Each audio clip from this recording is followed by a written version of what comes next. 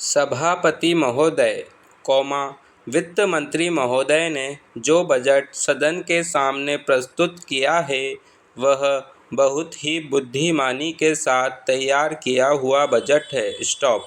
उन्होंने कोशिश यह की है कि अमीर और गरीब, कोई भी कर से बच न पाए।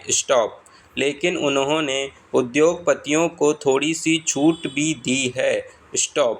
जो बड़े बड़े पूंजीपति लोग हैं उनको कर से कुछ मुक्त किया है, कुछ सुविधाएं दी है। मैं नहीं समझ पाया हूँ कि ऐसा उन्होंने क्यों किया है। वह जो चाहेंगे उसको करेंगे। लेकिन मैं भी सोचता हूँ, उसको आपके सामने रखना चाहता हूँ। पैरा इस विषय पर 3-4 दिन से चर्चा हो रही है। मैंने उसको सुना है। इस या उस पक्ष के किसी भी मान्य सदस्य ने यह निवेदन नहीं किया है कि खाद और पंपिंग सेट के ऊपर जो कर लगाया गया है, वह उचित है। सभी ने यह कहा है कि उसको माफ़ कर दिया जाना चाहिए।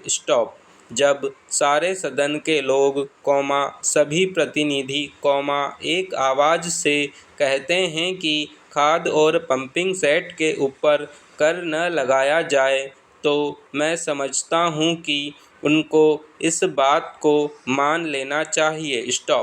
ऐसी कोई बात नहीं की जानी चाहिए जिससे किसान रुष्ट हों, उनके उत्पादन में बाधा पड़े।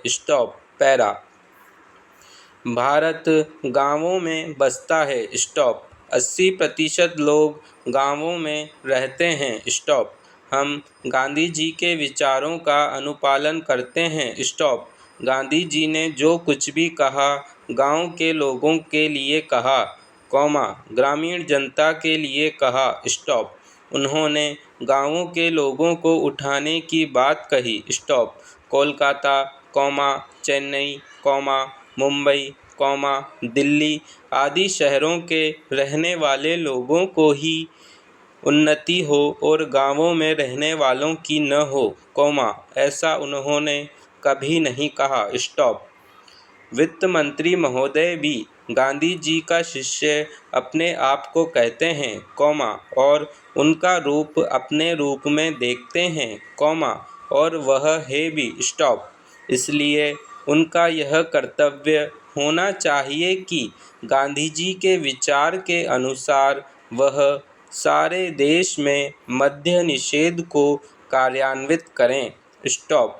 चूँकि हमारा कृषि प्रधान देश है, इसलिए वह पशुधन को बढ़ाएं, उन्नति की व्यवस्था करें और सारे देश में गौवध को बंद कर दें।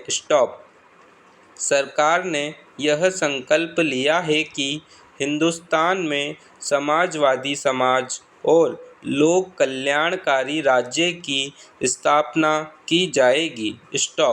इस समय देश में आर्थिक विषमता अधिक है।